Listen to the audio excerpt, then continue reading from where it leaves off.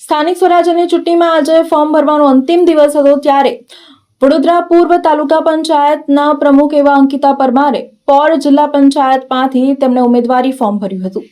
રાજ્યભરમાં હાલ ચૂંટણીનો રંગ જોવા મળી રહ્યો છે ત્યારે ચૂંટણી ફોર્મ ભરવાની શરૂઆત થઈ ચૂકી છે। વડોદરા શહેર જિલ્લા તાલુકામાં પણ આજે કોઠી બિલ્ડિંગ મામલતદાર કચેરી ખાતે જિલ્લા અને તાલુકામાંથી વિવિધ ઉમેદવારો ફોર્મ ભરવા માટે આવી પહોંચ્યા હતા। વડોદરાના પૂર્વ તાલુકા પંચાયતના પ્રમુખ અંકિતા પરમારે પણ પોર જિલ્લા પંચાયતમાંથી તેમણે ફોર્મ ભર્યું હતું। સૌપ્રથમ તો ભારતીય જનતા પાર્ટીનો આભાર વ્યક્ત કરું છું કે જેમણે મારા પર વિશ્વાસ મૂકીને મને આ પદ સુધી પહોંચાડી છે। હું તાલુકા પંચાયત પ્રમુખ તરીકેની ફરજ બજાવી ચૂકી છું। હું ગામે ગામે જઈને ગલીએ ગલીએ જઈને વિકાસના કાર્યો આગળ વધાર્યા છે। તો મારી જનતાના વિશ્વાસ સાથે લઈને લોકોના સમર્થનમાં સાથે ઊભા રહીને હું જે કંઈ છું આજે અહીંયા છું અને મારી જનતા પર મને પૂરેપૂરો વિશ્વાસ છે કે મને જંગી બહુમતીથી જીતવાડશે। અને વાત રહી મારા બહેનની તો એ પણ ભારતીય જનતા પાર્ટીના સનિષ્ઠ કાર્યકર્તા છે અને લોકશાહીના પર્વમાં દરેકને અધિકાર હોય છે કે જે માંગણી કરી શકે અને બહેનનો પણ અધિકાર છે। બહેન ચૂંટણી લડશે પણ મને મારી ભારતીય જનતા પાર્ટી પર પૂરેપૂરો વિશ્વાસ છે, મારા ગામના લોકો પર વિશ્વાસ છે કે મને જંગી બહુમતીથી જીતાડશે। બંને વિકાસના કામો કર્યા, તમે તમારા બેન બંને વિકાસના કામો થયા હોવાનો દાવો કરે તો પ્રજા કોને મત આપશે?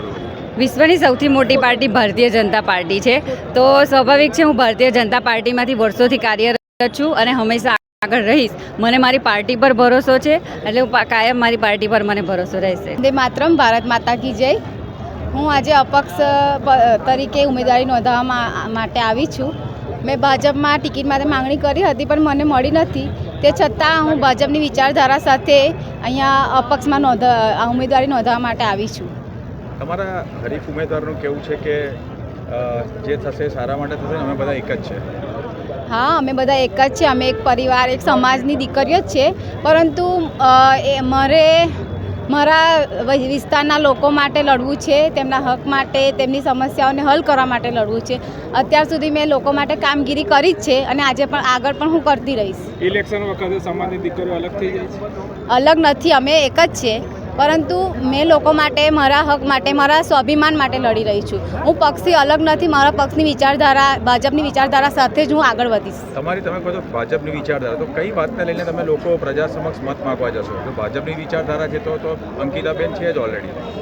અંકિતાબેન છે પણ મેં પણ કામ કર્યા છે લોકોના। મારા વિસ્તારમાં તમે આવીને લોકોને પૂછી શકો કે આ બેન કે કઈ રીતે કામગીરી કરે છે, લોકોને કોઈ મતલબ કે એના વગર મેં લોકોની સેવા કરી છે અને આગળ પણ કરતી રહીશ।